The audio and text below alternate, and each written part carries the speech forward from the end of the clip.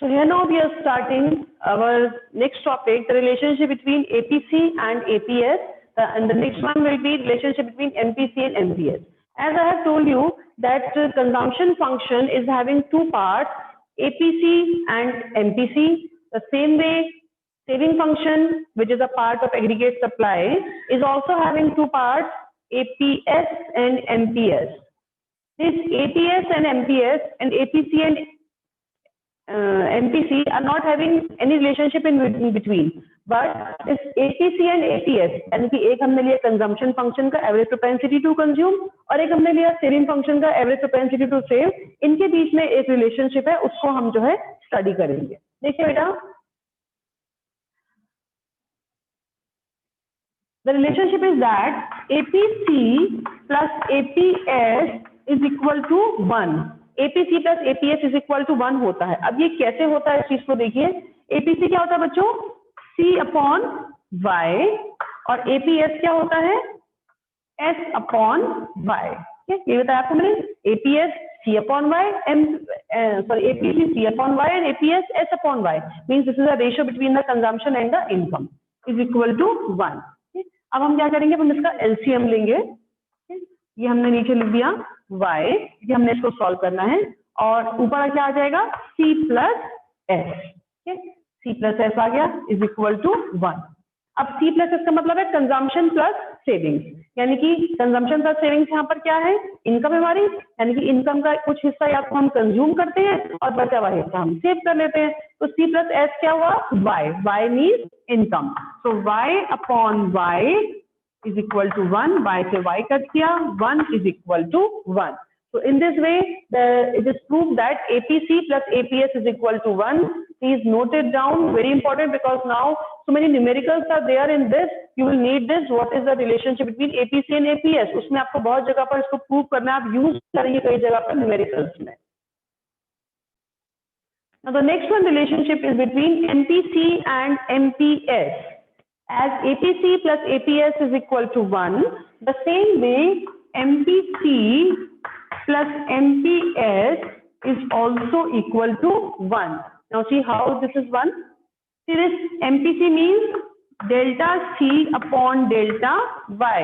यही होता है MPC delta C upon delta Y means with the change in income, how much there is change in the consumption. Plus MPS means delta S upon delta Y. यानी कि income के change होने पर saving में कितना change आ रहा है, is equal to 1. Now we are going to take the LCM again. LCM कितना आएगा, इनका इक्वेशन को सॉल्व करना है, फ्रैक्शंस को. डेल्टा वाई सेम डिनोमिनेटर है. अब ये ऊपर कितना आ जाएगा, सेम. जब वो सेम होता है तो ऊपर वाली वैल्यू न्यूमिनेटर सब सेम आ जाएंगे. Delta C plus delta S. As I have told you that y is equal to c plus s, the same way it can be delta y is equal to delta c plus delta s. Means अगर c plus s y होते हैं तो इसका मतलब delta c और delta s भी क्या होंगे, delta y होंगे. तो delta c plus delta s is equal to delta y upon delta y is equal to 1. y से y कट किया and this is 1 is equal to 1. So in this same way, that MPC plus MPS is also equal to 1. Here now we are starting. This is the equation of the consumption function. यानी कि हमने propensity to consume पढ़ा था, उसको अब हम equation के through show करेंगे. वो इक्वेशन क्या है उसको देखिए, क्योंकि अभी जो न्यूमेरिकल्स भी आएंगे आपके उस इक्वेशन के ऊपर जो निर्भर होंगे. देखिए आप इक्वेशन क्या है कंजम्पशन फंक्शन की. The equation of consumption function is C is equal to A plus BY. C is equal to A plus BY. अब देखिए अभी सब क्या है, C तो वही है कंजम्पशन, पूरा कंजम्पशन कैसे निकलता है. A over here is autonomous consumption. ठीक है, यहाँ पर A क्या है, autonomous consumption, यानी कि वो कंजम्पशन जो कि जीरो लेवल ऑफ इनकम पर होता है. B is marginal propensity to consume and Y is income. अब देखिए ये सब कुछ क्या है, ऑटोनोमस कंजम्पशन, यानी कि जो कंजम्पशन हमारा जीरो लेवल ऑफ इनकम पर है. बी एमपीसी यानी मार्जिनल प्रोपेंसिटी टू कंज्यूम और वाई इनकम, यानी कि पूरा देश का कंजम्पशन कैसे निकलता है? सबसे पहले ए यानी कि जो लोग नहीं कमाते वो लोग कितना कंजम्पशन करते हैं, वो आ जाएगा ऑटोनोमस कंजम्पशन, क्योंकि सभी लोग तो कमा नहीं रहे, कुछ ऐसे भी हैं जो कि उधार ले रहे हैं, किसी से भीख मांग रहे हैं, ऐसे लोग भी हैं। तो उनका कंजम्पशन कैसे है? क्योंकि हम पूरे देश का कंजम्पशन कैलकुलेट कर रहे हैं। उनका कंजम्पशन क्या है? Autonomous consumption. Plus B into Y का मतलब क्या है कि जो लोग कमा रहे हैं, जिनकी इनकम है, वो अपनी इनकम का कितना पोर्शन कंजम्पशन पे स्पेंड करते हैं, वो हम कैलकुलेट करते हैं इनकम इनटू एमपीसी से। क्योंकि एमपीसी हमें क्या बताता है कि इनकम के चेंज होने पर हमने कंजम्पशन में कितना चेंज हम लेकर के आए। तो मान लीजिए अगर मेरी एमपीसी है 0.5 और मेरी इनकम है 1000 रुपए, तो यानी कि मैं कितना पोर्शन खर्च करती हूँ अपनी इनकम का? 500 रुपए में कंजम्पशन पे खर्च कर देती हूँ। ठीक है, तो और ये वैसे बताया आपको मैंने कि एमपीसी की वैल्यू 0 से 1 के बीच में रहती है। हाँ? तो यानी कि पूरे देश का कंजम्पशन कैसे निकलता है उसको हमने इक्वेशन के थ्रू शो किया है। ए यानी कि autonomous consumption plus B Y यानी कि प्लस जो लोग कमाते हैं इनकम, वो अपनी इनकम का कितना पोर्शन कंजम्पशन पे स्पेंड करते हैं, वो हम कैसे निकालते हैं? Y multiply by B. B को यहाँ पे एमपीसी को यहाँ पे बी के नाम से डिनोट किया गया है। And this way we can calculate the consumption function of the whole country as this is the aggregate demand chapter. तो यहाँ पे हमने पूरे देश का कंजम्पशन कैलकुलेट किया है।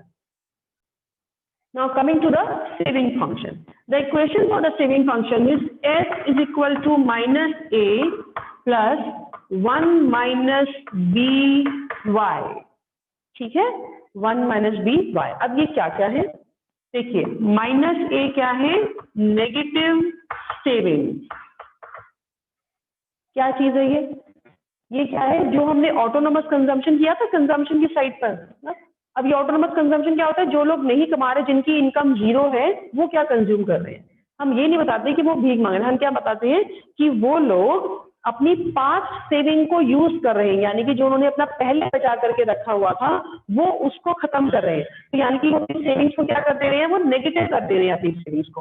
तो उसी के वही की वही अमाउंट जो हमने ऑटोनोमस कंजम्पशन में ली थी, वही की वही सेम अमाउंट अब क्या दिखा देंगे सेविंग्स में नेगेटिव, क्योंकि वो उतनी सेविंग देश में से माइनस हो गई ना। क्यों? क्योंकि जो लोग नहीं कमा रहे वो लोग वहां से अपना कंजम्पशन कर रहे हैं अपनी पास्ट सेविंग्स में से।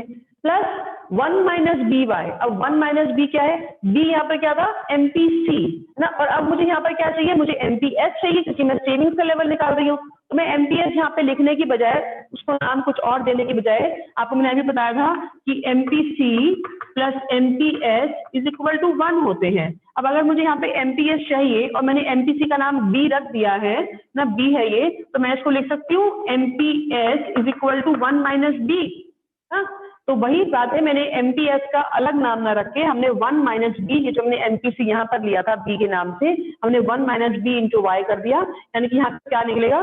जो लोग कमा रहे हैं वो अपनी इनकम का कितना भाग सेव कर रहे हैं, वो हम कैसे कैलकुलेट करते हैं? MPS into B.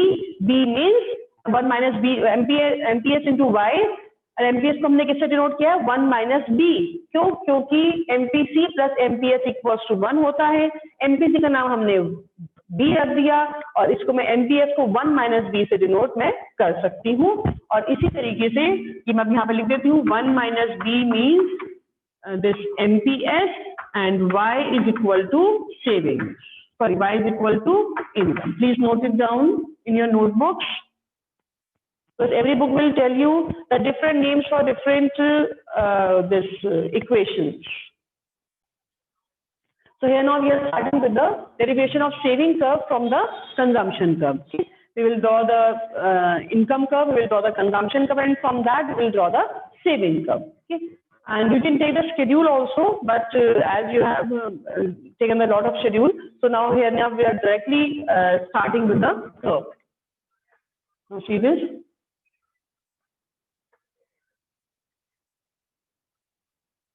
This is income and here we are showing consumption and the savings. See this income curve will start from the 0 axis. इसको हम 45 डिग्री पर assume कर लेंगे. This is our income curve. Okay.